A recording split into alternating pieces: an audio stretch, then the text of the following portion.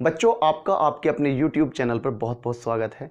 जैसा कि मैंने आपको पहले भी बताया है और बता भी रहा हूँ कि इस बार CBSE आपसे शॉर्ट मल्टीपल चॉइस क्वेश्चन पूछेगी, लेकिन जो चैप्टर है उस शॉर्ट मल्टीपल चॉइस क्वेश्चन जब भी आप बना पाएंगे जब आप उसके चैप्टर को समझ लेंगे। ठीक है, आज जो हम आपके लिए चैप्टर लेकर आए हैं वो चैप्टर है इकोनॉमिक्स 11th क्लास का। इस 11th क्लास के चैप्टर में हम बच्चों आपको समझाने वाले हैं रेखीय ग्राफ या कालिक श्रृंखला ग्राफ। ठीक है, अब बच्चों रेखीय ग्राफ को मैं आपको, अगर आप बच्चों क्रिकेट देखते हो तो अक्सर आपने देखा होगा क्रिकेट मैच के दौरान दो लाइनें दिखाई देती हैं, एक तो ब्लू लाइन या एक रेड लाइन, है ना। वो लाइन ऊपर नीचे जाती रहती है, उसके बारे में मैं ग्राफ बनाकर आपको समझाऊंगा। वो किसी टीम की परफॉर्मेंस दर्शाती है कि पहले ओवर में इस टीम के इतने रन थे, दूसरे में इतने, तीसरे में इतने। जब वो एक पहली ही टीम बैटिंग करती होती है तो उसमें आंकड़े पहली टीम के होते हैं। जब सेकंड इनिंग शुरू हो जाती है तो दूसरी टीम के भी आंकड़े उसमें शामिल हो जाते हैं, क्योंकि हमें पता है कि क्रिकेट हमारे यहाँ पर है ना बहुत ही फेमस खेल है और ज़्यादातर लोग जो हैं इसे खेलते हैं, देखते हैं। हो सकता है जो स्टूडेंट यानी गर्ल्स मेरे पास इस टाइम लाइव हों या मेरे वीडियो को देख रहे हों वो ना खेलते हो, उनकी भी समझ में आ जाएगा जब मैं इसका ग्राफ बनाकर आपको दिखाऊंगा। चलिए बच्चों शुरू कर लेते हैं। सबसे पहले मैं आपको जो है एक रेखा पर चतुर्थांश बनाकर दिखाऊंगा। यानी कि अब जैसा हम एक ये ले रहे हैं और इसको हमने 4 हिस्सों में बांट लिया। इसमें जो नंबर होंगे इस साइड में वो +1 2 3 4, इसी तरीके से इस साइड में इसके -1 -2 -3 -4 -1 -2 -3, इस साइड में ऊपर 1 2 3 4। जो ऊपर नंबर होंगे बच्चों वो नंबर होंगे प्लस के। बच्चों इसे निर्देशांक कहते हैं और आपने 10th क्लास में निर्देशांक ज्यामिति यानी कि कोऑर्डिनेट ज्योमेट्री पढ़ी थी और ये कोऑर्डिनेट ज्योमेट्री का एक हिस्सा है। बच्चों जब हम ग्राफ बनाते हैं तो ग्राफ को दर्शाने के लिए इस पर एक सीधी रेखा खींचते हैं जिसे हम बच्चों एक्स एक्सिस बोलते हैं। एक्स और एक्स एक्सिस। एक खड़ी लाइन खींचते हैं जिसे वाई और वाई एक्सिस बोलते हैं। ठीक है, अब जो ये खड़ी लाइन है इनके अपने भी नाम हैं। बच्चों पूछ सकता है कि ये क्या है, तो इस लाइन को, वाई वाली लाइन को ऑर्डिनेट कहते हैं, हिंदी में बच्चों इसे कोटि कहते हैं। जो दूसरी पड़ी हुई लाइन है, सीधी लाइन है, जिसे एक्स या एक्स एक्सिस कहते हैं, उसे एब्सिसा कहते हैं, हिंदी में बच्चों इसे भुज कहते हैं। अब बच्चों अगर हम किसी चीज को, किसी पेज को 4 हिस्सों में बांट लें, इक्वल हिस्सों में बांट लें, तो उसके 4 हिस्से हो जाएंगे। ठीक है, आपको पता है जैसे 2 ऐसे लाइन खींचेंगे तो 4 हो जाएंगे। अब इन चारों को हिंदी में तो चतुर्थांश कहते हैं, इंग्लिश में कहते हैं क्वाड्रेंट। अब एक क्वाड्रेंट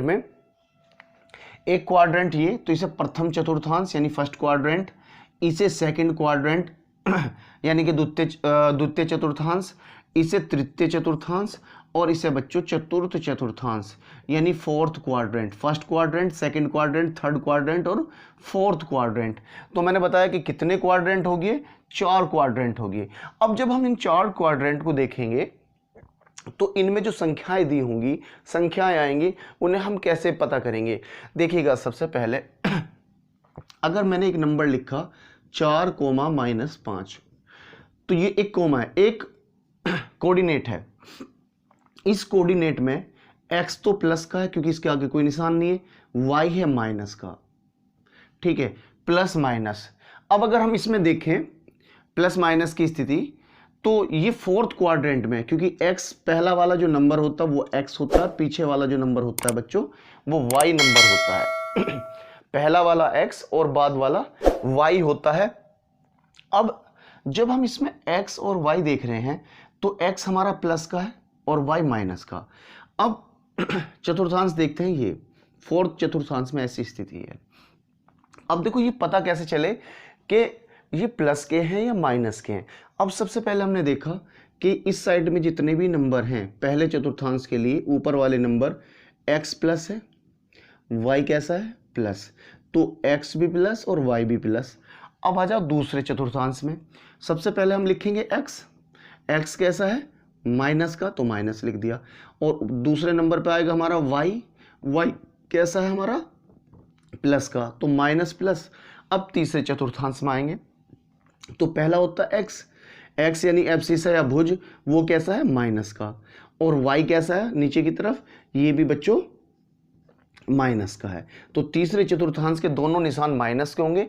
अब चतुर्थ चतुर्थांश में पहुंच जाइएगा, फोर्थ क्वाड्रेंट में। x कैसा है प्लस का, y कैसा है माइनस का। तो इस तरीके से ये x और ये y प्लस माइनस होगी। ठीक है, उम्मीद है समझ में आया होगा। अब वो एक क्वेश्चन दे सकते हैं बहुविकल्पी में 9,4 ये किस क्वाड्रेंट में आएगा। आपको चारों क्वाड्रेंट के नाम दिए होंगे, क्वाड्रेंट 1, क्वाड्रेंट 2, क्वाड्रेंट 3, क्वाड्रेंट 4। अब आप अगर इसको जानते होंगे तो आप आसानी से बताएंगे कि ये फर्स्ट क्वाड्रेंट में आएगा, सेकंड क्वाड्रेंट में आएगा या थर्ड क्वाड्रेंट में आएगा। तो अब देखते हैं कि x कैसा है प्लस का, y कैसा है प्लस का। अब प्लस प्लस के जो नंबर आते हैं वो फर्स्ट क्वाड्रेंट में आते हैं, तो आंसर होगा उसका प्रथम चतुर्थांश। प्रथम चतुर्थांश हिंदी मीडियम के बच्चे प्रथम चतुर्थांश, इंग्लिश मीडियम के बच्चों को जो है फर्स्ट क्वाड्रेंट कहेंगे। अब बच्चों ये जब होने के बाद में हमें इतना पता चल गया, अब ग्राफ की जो रचना है उसके क्या नियम है। सबसे पहला नियम है उसका शीर्षक जरूर होना चाहिए, किस शीर्षक का वो ग्राफ है। अगर शीर्षक का ग्राफ ही नहीं पता, ग्राफ का ये नहीं पता होगा कि इसका टाइटल क्या है, शीर्षक क्या है, तो ग्राफ के बारे में हम कोई भी नॉलेज अच्छे से नहीं ले पाएंगे। तो पहली बात ये है बच्चों कि हमें उसका ग्राफ का शीर्षक जरूर देना है। दूसरा है पैमाने का चुनाव। पैमाने का चुनाव का मतलब है कि जो हम स्केल ले रहे हैं वो स्केल पूरी तरीके से सही होना चाहिए। अब बच्चों इस पैमाने के चुनाव का मैं आपसे बता दूं, ठीक है। अब मैंने यहां पर 0 लिया, अगर मुझे लग रहा है कि मेरे ग्राफ में 100 नंबर तक की डिजिट समानी है, इस ग्राफ में मुझे 100 नंबर तक की डिजिट समानी है, तो मुझे क्या करना पड़ेगा, मुझे ऐसे हिसाब से लेना पड़ेगा कि 20-20 का अंतर ले लो, क्योंकि ग्राफ छोटा, तो 20, 40, 60, 80 और 100। बच्चों इसमें एक बात ध्यान रखनी है आपको कि अगर आपने 20-20 का डिस्टेंस लिया, 1 सेंटीमीटर पे 20, दूसरे पे 20, तीसरे पे 20, चौथे पे 20, पांचवें 20, ऐसा नहीं करेंगे आप कि पहले सेंटीमीटर पे तो आपने 10 लिया, दूसरे पे डिस्टेंस 20 का लिया, तीसरे पे 25 का ले लिया, तो इससे आपका ग्राफ खराब हो जाएगा। ठीक है, उसके अलावा इस लाइन में भी आप जो है इसी प्रकार का डिस्टेंस रखेंगे। जैसे अगर कोई भी आप ले, एक ओवर यहाँ पर, दूसरा यहाँ पर, तीसरा यहाँ पर, ये नहीं कि मतलब एक ओवर तो बिल्कुल नज़दीक से ले लिया, दूसरा ओवर यहाँ पर, तीसरा उसके मिला हुआ, यानी कि जिस स्केल में हम उसे लेंगे ग्राफ पेपर पे लेंगे। अगर आपने ग्राफ पेपर देखा होगा, बिल्कुल आपने ज़रूर देखा होगा, उस ग्राफ पेपर के अंदर हम देखते हैं कि जो लाइन होती है, जो सीधी लाइन होती है, उस सीधी लाइन के नीचे जो है आप उनमें खाने खाने बने होते हैं। एक खाना जो उसका होता है, एक बॉक्स जो होता है वो 1 सेंटीमीटर का होता है। उन बॉक्सों के हिसाब से ही आप पॉइंट लगाकर बता सकते हैं। ठीक है, तो जो हम स्केल लेंगे वो ऐसा लेंगे जिससे कि हमारा जो ग्राफ है वो अच्छा हो, ना कि भाई देखो अगर किसी वजह से मुझे 100 की टैली 100 करनी है और मैं डिस्टेंस जो है 10-10 का ले लेता हूँ, तो या तो मेरे ग्राफ में 10 सेंटीमीटर की जगह बहुत बड़ा हो जाएगा, या फिर जो है 20-20 का लूंगा तो 5 सेंटीमीटर में समा जाएगा। अगर मेरे पास जगह है, स्पेस है, तो बड़ा ले सकते हैं। लेकिन अगर 1000 का लूं और 10-10 का डिस्टेंस रख लूं तो वो तो मेरे ग्राफ पेपर पे भी नहीं आएगा। तो ऐसे में मुझे जो है 1 सेंटीमीटर के पैमाने के लिए 100 लेना पड़ेगा, मतलब जो उसका वो है मतलब क्षेत्र है उसे 100 बढ़ाना पड़ेगा। 1 सेंटीमीटर के लिए 10 रखूंगा तो बिल्कुल भी ग्राफ पे नहीं समाएगा। तो अगर मैं 100 का अंतर लिखूंगा तो 10 सेंटीमीटर के ग्राफ में हमारा वो समा जाएगा। अगर और भी छोटा करना चाहता हूं तो मैं उसे क्या करूंगा, 200 का डिस्टेंस ले लूंगा। ठीक है, उम्मीद है समझ में आया होगा। तीसरी चीज है बच्चों बिंदुओं पर अंकित करने की विधि। अब बच्चों जो बिंदुओं को अंकित करने की विधि क्या है, जब हम इन्हें डॉट करते हैं, सपोज करो कोई यहाँ मई में ये था, जून में ये था, जुलाई में ये, तो इन्हें ऐसे करके ऐसे मिला सकते हैं। यहाँ मई लिख लो, यहाँ जून, यहाँ जुलाई। ठीक है, इस तरीके से डॉटेड डॉटेड किया जा सकता है। अब रेखाएं भी हम इसमें अलग अलग तरह की लेंगे, क्योंकि हमें पता है कि अगर ग्राफ पेपर पे हम रेखाएं शो करेंगे तो एक समस्या हमारे सामने आ जाएगी। वो बच्चों क्या समस्या है? समस्या हमारे सामने ये आ जाएगी कि जब हम ग्राफ पे इन्हें शो करने की कोशिश करेंगे तो अगर सारी की सारी रेखाएं मैं सिर्फ ऐसे ऐसे ऐसे खींच लूँ, दूसरी भी ऐसे ऐसे ऐसे खींच लूँ, तो सामने वाले को पता नहीं चलेगा। या तो मुझे इन्हें कलरफुल बनाना पड़ेगा, या फिर मैं ऐसा करूँगा कि एक लाइन को तो डार्क और दूसरी को डॉट में खींच दूंगा, तो आसानी से समझाई जा सकती है। ठीक है बच्चों, इसके अलावा कृत्रिम रेखा का प्रयोग कर सकते हैं, वो मैंने आपको कृत्रिम रेखा का प्रयोग बताया है। लेकिन बच्चों अभी एक समस्या पैदा हुई थी कि अगर किसी वजह से भाई आंकड़े जो हैं 0 से ना शुरू हों और आंकड़े शुरू हों 100 से, 100, 105, 200, तो अब ग्राफ पेपर पे इसे कैसे शो करेंगे? तो जहां हमारे आंकड़े, जैसे सपोज करो हम इस वाई एक्सिस पे जो है कोई आंकड़े शुरू करना चाह रहे थे 0 से, क्योंकि आंकड़े तो 0 से शुरू होंगे, लेकिन वो थे 105, 110, 115, 120। अब बच्चों अगर ये आंकड़े ऐसे ही थे तो हम ये नहीं लिख सकते 0 से 105, 110, 115, 120। मैंने बताया था कि इसका क्रम यही होता है, अगर 10 रखा तो फिर 20, फिर 40, फिर 50, फिर 60। लेकिन हमने बच्चों यहाँ पर 105, 110, 115, 120 लिया, जिसके कारण इस पर एक कट लगा दिया। इस कट का मतलब है कि 105 से नीचे के अंक जो हैं इन दोनों कट में समा गए, लो इसके अंदर निहित हो गए। तो अब इसका मतलब ये हुआ कि हमने इसे कहां से शुरू किया? 105 से शुरू किया। ठीक है, अब बच्चों एक ग्राफ तो हमारा ये क्लियर हो गया। दूसरा, अगर एक्स एक्सिस पे ऐसी स्थिति आ जाए, क्योंकि हम ज्यादातर नंबर जो एक्स एक्सिस पे ही लेते हैं, जब बच्चों इन्हें एक्स एक्सिस पे लेते हैं तो पता चला कि यहां पर 105, 110, 115, 120। अब ये तो उस नियम की अवहेलना कर रहा है जो हमें बता रहा था कि यहाँ पर अगर हमने 0 से शुरू किया तो 5-5 का डिस्टेंस होना चाहिए था। डिस्टेंस कितने का है? डिस्टेंस बच्चों आपको दिखाई दे रहा 5 का। 5 के डिस्टेंस में जो है ना तो 5 है, ना 10 है, ना 20 है, ना 50 है, ना 55 है, ना 60 है, ना 65 है, सीधा 105। जब इस तरह की स्थिति हो तो या तो इस तरह के 2 कट लगा देंगे या सीधी लाइन रेख कर ऐसे करके फिर उसे इकसार कर लेंगे, जैसा मैंने यहाँ पर एक कट डाला है। इसके अलावा भी बच्चों इस पे ऐसे भी कट लगा सकते थे, कोई दिक्कत नहीं है, लेकिन वाई एक्सिस पे ऐसे कट लगाएं और एक्स एक्सिस के लिए इस तरह की लाइन को डॉटेड करें, सीधी लाइन खींचें, फिर ऐसे लें और फिर ऐसे लाइन खींच दें। उम्मीद है ये समझ में आया होगा। इसके अलावा बच्चों एक मैं आपसे बता दूं, इनका एक चुनाव करना चाहिए, मतलब जब इस ग्राफ को बनाएं तो ग्राफ को बनाते वक्त जो है वाई एक्सिस और एक्स एक्सिस में 1:1.5 का अनुपात रखना चाहिए। जैसे अगर बच्चों मैं ये जो है 2 सेंटीमीटर की सीधी रेखा खींच रहा हूं वाई एक्सिस की, तो एक्स एक्सिस की कोशिश करूंगा कि मुझे 3 सेंटीमीटर की खींचनी चाहिए।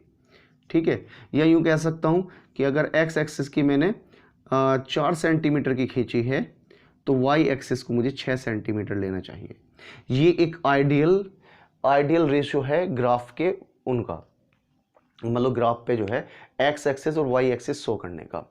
अब बच्चों एक चर वाले ग्राफ, अब मैं यूं मान के चलता हूं, इसे आप क्रिकेट टीम मान लीजिएगा। इंडिया ने बैटिंग की, पहले ओवर में 5 रन, दूसरे में 7.5 रन, 7.5 रन लिए, 8 हो सकते क्योंकि 7.5 रन तो होते नहीं। मार्च में यानी कि तीसरे ओवर में 5, अप्रैल में 10, मई वाला जो था ओवर उसमें 12.5 अंक। अब जब इसे हम ग्राफ पे शो करेंगे तो सबसे पहले हम देखेंगे, ये वैसे जो है महीने और उत्पादन है। जनवरी के महीने में किसी चीज़ का प्रोडक्शन कितना हुआ? 5, तो जनवरी में 5 यहाँ पर बैठेगा तो हम यहाँ लेंगे और इन दोनों के बीच डॉट लगा देंगे। ठीक है, फरवरी में कितना हुआ? 7.5, तो फरवरी में 7 तो यहाँ आएगा और इससे थोड़ा सा ऊपर ले लेंगे। जब आप ग्राफ में बनाएंगे तो इसमें कोई प्रॉब्लम ही नहीं होगी। मार्च में फिर 5, अप्रैल में 10।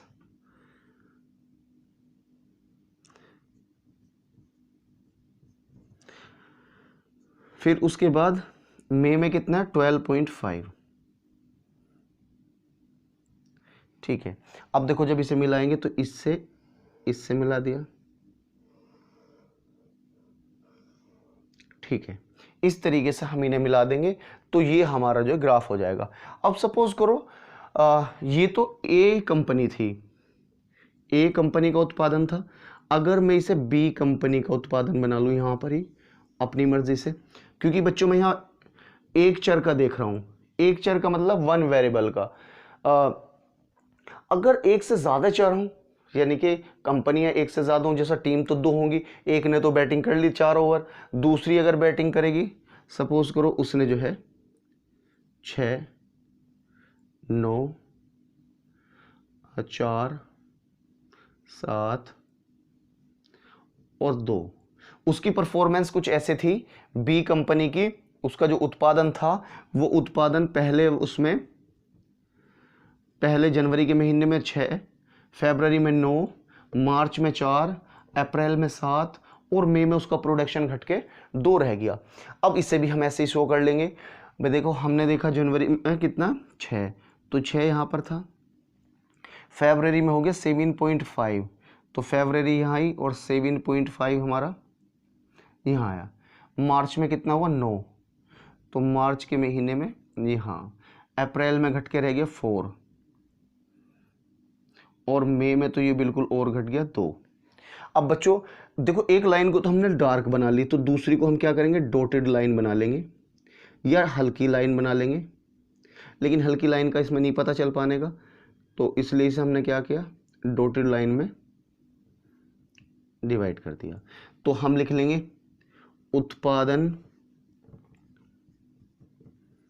उत्पादन ए कंपनी का, तो उसके लिए बच्चों हमने डार्क लाइन ली, डार्क लाइन लिख दिया। अब अगला जो है उत्पादन बी कंपनी का, उसमें हमने क्या ली लाइन डॉटेड लाइन ली। ठीक है, कौन सी वाली लाइन ली डॉटेड लाइन ली। उम्मीद है बच्चों ये समझ में आया होगा। ए कंपनी के लिए हमने डार्क लाइन ली और बी कंपनी के लिए हमने बच्चों डॉटेड लाइन ली। ठीक है, तो इस तरीके से हम इस ग्राफ को बना सकते हैं। अब बच्चों हम देखेंगे चित्रों और ग्राफों की रचना के जो सामान्य नियम है। वैसे मैंने उनका कुछ सामान्य नियम पहले भी आपको बता दिए थे वीडियो की शुरुआत में। पहला है उचित आकार। बच्चों मैं बता चुका हूं कि आंकड़ों का जो आकार है वो उचित होना चाहिए। अनुचित आकार अगर लेंगे तो वो ग्राफ अच्छा नहीं लगेगा, यानी कि या तो इतना छोटा बना दो या बहुत बड़ा बना दो। जो ग्राफ पर उस आंकड़ों के हिसाब से बेहतरीन हो उसी अनुपात को आप लेंगे, ना कि आप ऐसा लें कि या तो इतना बड़ा कर दें या बहुत छोटा कर दें। आकार उसका उचित होना चाहिए। अगली चीज़ है बच्चों उपयुक्त शीर्षक। उसका जो टाइटल है वो उपयुक्त होना चाहिए। ऐसा नहीं वाहियात टाइटल या टाइटल कुछ है ही नहीं, तो टाइटल होना चाहिए और वो भी उपयुक्त होना चाहिए। तीसरा बच्चों उचित पैमाने का पैमाना लेना चाहिए। मैंने बताया तो उचित पैमाने में आपसे बताया था कि ये 1-1 सेंटीमीटर के डिस्टेंस अगर हैं तो इन पे अगर दूरियां लोगे 10, 20, 30, 40 ऐसे लेनी है।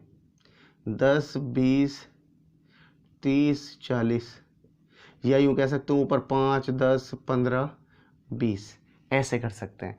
तो हमें जो पैमाना लेना वो उचित लेना है कि 1-1 सेंटीमीटर पे हम कितना डिस्टेंस रख रहे हैं। ये नहीं है कि अपनी मर्जी से कितना ही डिस्टेंस या कितना ही वो रख लिया। अगला है बच्चों केवल चिन्हों और रंगों का प्रयोग। बच्चों एक आकर्षक और बेहतरीन ग्राफ वही होता है जिसमें चिन्हों और रंगों का ही प्रयोग करके बनाया जाता है। जैसा एक लाइन को मैंने बताया था कि ब्लू लाइन ले लिया, एक को ग्रीन लाइन ले लिया या रेड लाइन ले लिया, और इसके अलावा या एक पिछले जो मैंने अभी ग्राफिक समझाया जिसमें मैंने जो है 2 कंपनियों का ए और बी का जो उत्पादन है वो दिखाया। 2 से ज़्यादा भी ले सकते थे, 3 भी ले सकते हैं। तो जो मैंने उत्पादन दिखाया उसमें एक को तो मैंने डॉटेड लाइन लिया, एक को जो है डार्क लाइन के तौर पे लिया। अब बच्चों शब्दों और अंकों का कम प्रयोग, कम से कम शब्दों का प्रयोग हो और अंकों का भी कम प्रयोग हो, यानी कि अंक और शब्द ज़्यादा प्रयोग ना किए गए हों, और इसकी एक सीमा रेखा हो। जब आप इसे ग्राफ को बनाएं तो बाद में इसे किसी उसके अंदर फिट कर दें, कि भाई ये इसके दायरा है, ग्राफ पेपर के अंदर ही ऐसे नहीं छोड़े बल्कि इसे एक उसके अंदर बॉक्स के अंदर पैक कर दें। उसके अलावा बच्चों इसे आकर्षक और प्रभावशाली बनाना चाहिए, क्योंकि जब ये आकर्षक और प्रभावशाली होगा तो सामने वाला जब उसे देखेगा तो उसे उस पर जो है इसका इंप्रेशन पड़ेगा। अगर वो आकर्षक और प्रभावशाली ही नहीं बनेगा तो उस पर इसका कोई इंप्रेशन नहीं होगा, और जब आकर्षक नहीं होगा तो समझने वाले को या देखने वाले को इसमें इंटरेस्ट नहीं आएगा। अब बच्चों इसके लाभ क्या है? सबसे पहली बात तो ये सरल है, आसानी से बनाया जा सकता है। दूसरा, अधिक समय तक याद रहता है। अगर आपने ग्राफ एक आकर्षक ग्राफ बना रखा और सही से किसी को बता दिया तो वो बहुत लंबे समय तक वो ग्राफ उसके याद रहेगा कि उसने जो है कितनी 2 टीमों की, किसी 2 खिलाड़ियों की, है ना, किसी कंपनी के उत्पादन की जो पिक्चर उसने उसे समझाई है, जो चित्र उसे समझाया है, ग्राफ समझाया है, वो बहुत लंबे समय तक आसानी से याद रहेगा और वो आसानी से जो है उसे समझ जाएगा। इसके अलावा उसे जो है तुलना करनी, समझने के लिए ज्ञान की आवश्यकता नहीं, किसी भी कमज़ोर से आदमी को बता दो कि 2 ग्राफ हैं, अगर एक लाइन ऐसे करके एक लाइन ऐसे है तो सीधा सीधा बताना कि भाई ये जो ए कंपनी है ये बढ़िया उत्पादन कर रही, ग्रोथ करती जा रही है, और जो ये बी कंपनी है भाई डाउन होती जा रही है। ठीक है, तो आसानी से समझ में आ जाएगा। तुलना करना भी आसान है, देखते तुलना हो रही है, बी का जो बिजनेस है वो पहले थोड़ा बढ़ा लेकिन दिन प्रतिदिन डाउन होता जा रहा है, ए का बिजनेस पहले घटता बढ़ता जा रहा है लेकिन लगातार बढ़ रहा है, तो आसानी से आप इसका वो इस्तेमाल कर सकते हैं। अब बच्चों इसकी सीमाएं, सबसे पहली सीमा तो इसकी है सीमित उपयोग, इसका हर जगह इस्तेमाल नहीं किया जा सकता। ठीक है, तो लिमिटेड इसका यूज़ है। उसके अलावा इसका दुरुपयोग भी किया जा सकता है। दुरुपयोग कैसे किया जा सकता है? जैसा जो एडवर्टाइजमेंट की कंपनी है, जैसे मान लो लक्स की कंपनी है, लक्स की कंपनी का अगर बिजनेस भी डाउन है तो वो क्या दिखा देगी? उसने दिखा दिया कि जनवरी में उसने पूरा ग्राफ ना लेके सिर्फ मार्च अप्रैल में जब गर्मियों के मौसम में ज़्यादा साबुन इस्तेमाल होती है तो फरवरी या मार्च अप्रैल उसमें दिखाया कि यहाँ से चला था, फिर यहाँ हुआ, फिर ये मतलब इस तरीके से तो बढ़ता जा रहा है। देखेंगे यार ये तो इसकी मांग बहुत बढ़ रही है, लेकिन पता चला कि जनवरी में तो बिल्कुल ही ये बिकी नहीं रही थी। तो इसका जो दुरुपयोग किया जा सकता है। और बच्चों इसके जो आंकड़े हैं वो प्राथमिक तौर पर ही सही साबित हो सकते हैं। अगर हम चाहते हैं कि इसके बारे में डिटेल से जाने, जो इन्फॉर्मेशन ग्राफ दिखा रहा है, तो आपको जो है उसके बारे में डिटेल से जानना पड़ेगा, क्योंकि ये ग्राफ है ना धोखा दे सकता है। ये इसकी कुछ ही टाइम की परफॉर्मेंस को शो करता है, ना कि परमानेंट परफॉर्मेंस को, किसी कंपनी, किसी फर्म या किसी टीम की परफॉर्मेंस को। हो सकता है कि एक पूरे मैच के दौरान अगर हम ग्राफ के अंदर शुरू के 10 ओवर लें और मैच जो है ऑस्ट्रेलिया और न्यूजीलैंड के बीच हो रहा है, तो ऑस्ट्रेलिया ने शुरू के 10 ओवर में बहुत अच्छा खेला, तो उसने 10 ओवर का ही ग्राफ दिखा रखा है।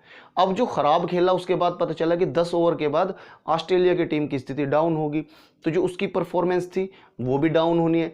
जब वो डाउन हुई बच्चों, उसकी परफॉर्मेंस डाउन हुई, तब उसने दिखाया नहीं, बढ़िया परफॉर्मेंस को दिखाया, डाउन परफॉर्मेंस को उसने शो नहीं किया। तो इससे क्या होगा, जो बनने वाला ग्राफ है, जो ग्राफ बनेगा तो वो ग्राफ में तो उसकी परफॉर्मेंस अच्छी दिखाई देगी, तो जिससे जो है पूरी तरीके से उसके बारे में हम अपनी धारणा नहीं बना पाएंगे या पूरी इन्फॉर्मेशन नहीं मिल पाएगी। बच्चों मैं लगातार इसी तरह की वीडियो बना रहा हूँ। अगर आपको हमारा काम, हमारी वीडियो अच्छी लगती हो तो वीडियो को लाइक और शेयर ज़रूर किया करें। वीडियो देखने के लिए आपका धन्यवाद।